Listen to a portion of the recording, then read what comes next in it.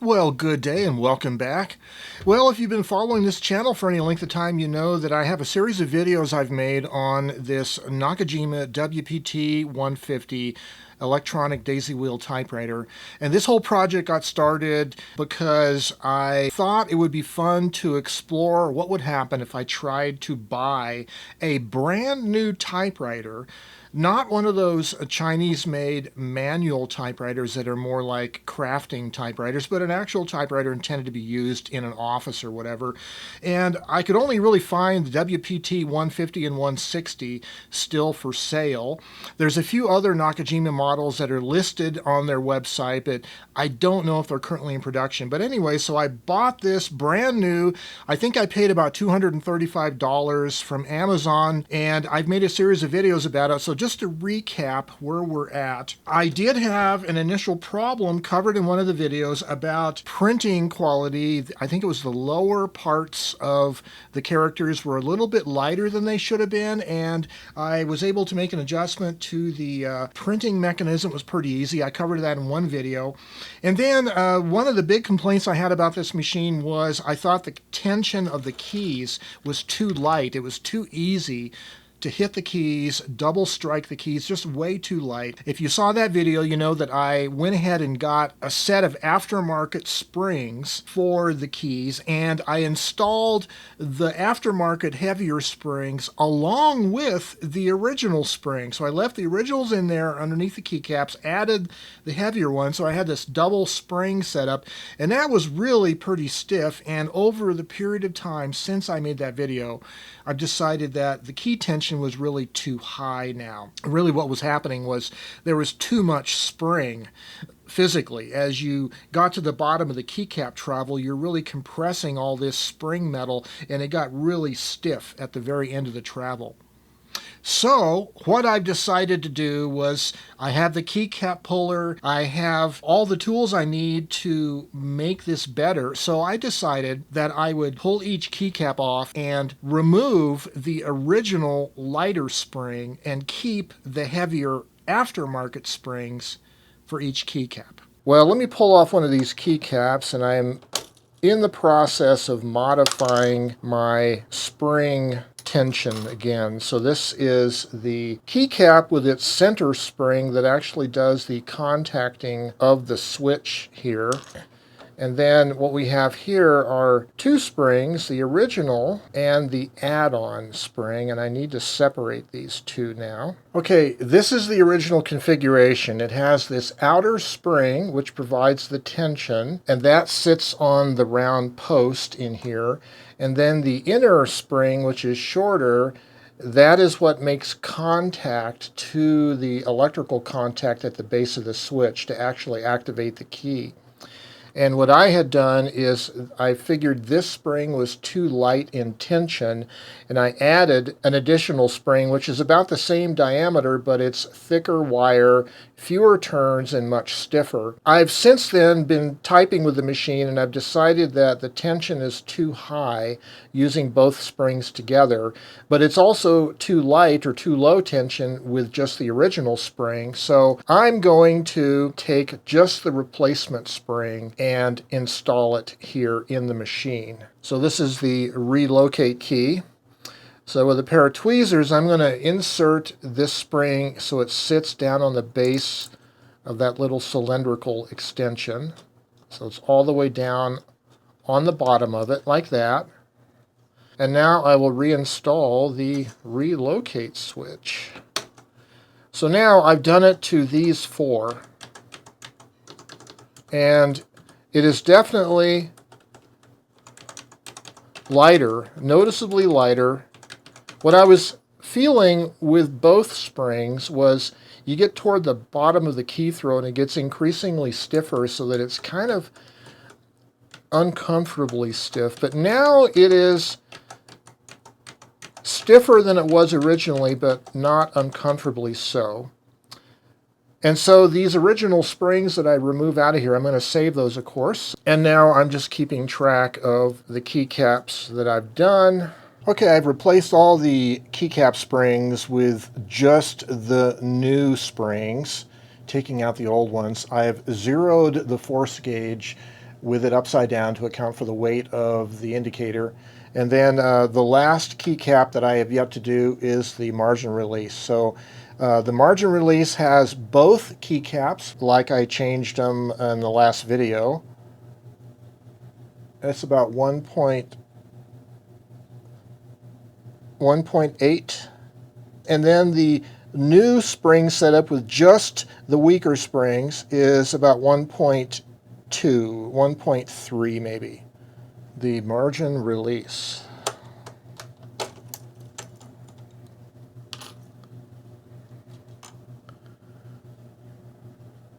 So I'm just going to take the finer spring was the original one, take it away, save it, and then the weaker spring is the new one here, and to get it on I noticed I have to kind of twist it on in a clockwise direction onto the little post. Make sure it's seated properly. Make sure the contact spring on the keycap is in place. Put it on there nice and straight.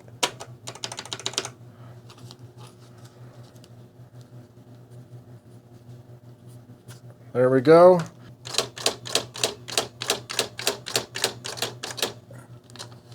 All right, we got some printing. It looks like it works fine. Yeehaw!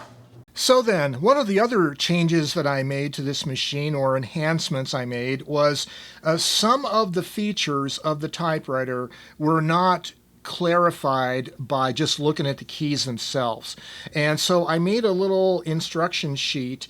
It's basically typed on a piece of heavy cardstock with this typewriter and laminated with 2-inch wide packing tape, the poor man's laminator, and then double-sided taped to the bezel here so I can refer to any of those other features that I would otherwise have to go to the manual for that I don't necessarily use all that often. So that was a nice little thing, and if you have one of these typewriters or even another daisywheel typewriter where there's a lot of cryptic key commands like using the code key and all that, yeah, it's a good idea to have a little reference card. Another thing that I was interested in exploring, and I think I also covered this in a previous video, was the erasing tape that does the lift-off erasing of the film printing. The plastic spools for those erasing tapes are the same as the erasing tapes for IBM Selectrics. So I thought it would be fun to try a Selectric erasing tape in the daisywheel machine. As it turns out, the Selectric erasing tape, the plastic spools are the same, but the erasing film with the Selectric has a really sticky adhesive. And if you try to use it in a daisywheel typewriter, what happens is the first time you go to use it, it will stick. The tape will stick to the mechanism and jam up. So you have to use the erasing tape for daisywheel typewriters, and what makes that different from the Selectric erasing tape is the daisywheel tape is pressure activated adhesive. In other words, it doesn't feel sticky to your fingers, but the pressure of the daisywheel print element hitting the printing will activate the adhesive and lift off the letter. So that's the difference there. Well, if you're using any kind of a daisywheel typewriter or a Selectric 2 or 3, you have to deal with single-use only ribbon cartridges. That's one of the drawbacks compared to cloth ribbon typewriters that reuse the same ribbon over and over and over again. Like a Selectric 1, the 721 with a cloth cartridge, it uses it over and over and over again, and you can open up the cartridge and replace the ribbon. So the cost of use is a little lower there. So when I got into this Nakajima project, I had originally ordered an extra Nakajima brand ribbon, and I also ordered a 6-pack box of generic ribbons for this machine as well. And if you remember that video, the printing quality of the no-name generic ribbons was very poor. So I made it a policy that I would stick with Nakajima brand ribbons, and you can buy those on Amazon and also places like Ribbons Unlimited. Well, I was tinkering around, looking around, and I discovered that there is also a high-yield ribbon made by Nakajima. So the standard correctable ribbon cartridge for the Nakajimas is 560 feet long, and it will print 50,000 characters. The high-yield correctable ribbon is 780 feet long, and it'll print 90,000 characters. So the part number for the standard ribbon is NAKXC001. The high yield is NAKHYC01. And these ribbons are used in the WPT-150, 160, and the AE 710 and 740 by Nakajima. And they're probably also used in a number of the Swintech typewriters, since they are also Nakajima made. So I went on Amazon looking around at prices, and the prices for these cartridges do vary by different sellers, and sometimes the same seller will change the pricing over time. But I was able to order 2 or 3 of the high-yield cartridges from Amazon, Nakajima brand, and they were really about the same price as what I had ordered earlier for the standard yield cartridge. So if you're interested in having one of these Nakajima daisywheel typewriters and you're concerned about the cost of the ribbons, I would definitely look at the high yield correctable as an option. So I tested those ribbons on newsprint paper, both for the printing quality and the lift-off correction, and it looks equal to me to using the standard correctable cartridge. So you'll get 90,000 characters out of the high yield cartridge versus 50,000. It's 780 feet versus 560 feet in length, the ribbon is. So I would definitely recommend, if you get one of these, look for the high yield correctable. It'll just be cheaper for you to operate the machine. And it works, as far as I can tell, just as good. By the way, the proper way to remove the cartridge, there's a little spring left of center, and if you push that toward the machine and lift up the cartridge and pull it slightly forward, you can remove the cartridge. You might notice there are 2 projection tabs on the back of the cartridge, right here and here, and when you want to reinstall the cartridge in the machine, put the back side of the cartridge down and slide it back and forth until you get those 2 tabs in the 2 slots that you can feel. Then push it down on this spring right here, and that will lock it back into place, and the ribbon film should be behind the daisy wheel, closer to the platen. So when you're looking for these Nakajima brand ribbons, the standard yield ribbons are called correctable carbon ribbon, and the high yield ones are called high yield correctable carbon ribbon. And then you can see the respective part numbers on the box for these 2 kinds of ribbons, the standard one on top, the high yield on the bottom. So here we have the standard Nakajima ribbon on the right, the high yield on the left, and you can see the difference in color. The standard one has a yellow knob for winding the ribbon. The high yield one has orange. And of note, you should note that there is a slot on the back edge of the ribbon toward the right edge on both of these that this little locking fixture goes into. When you buy one of these ribbons new, they'll come with a locking fixture. And the reason why I point that out to you is because if you buy the El Cheapo 6-pack ribbons on Amazon, the non-Nakajima brand, yeah, they do have an orange color, but it's a lighter orange color from the high yield ribbon.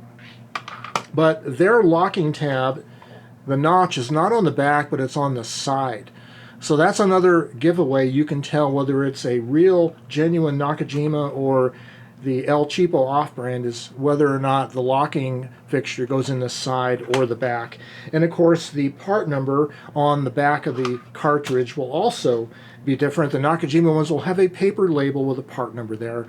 The generic ones won't have the paper label on the bottom. It will have some kind of a molded number that's not the same number. So here's a comparison of film thickness. The El Cheapo ribbon is on top, the original Nakajima standard yield ribbon is on bottom, and you can see the off-brand ribbon is very, very thin. The film is translucent, whereas on the original Nakajima brand, the film is much thicker. And now this is a comparison with the off-brand El Cheapo ribbon on top and the high yield ribbon on the bottom, and you can see the high yield ribbon is still much denser than the El Cheapo ribbons. So I definitely recommend the Nakajima brand for better quality film on these cartridges.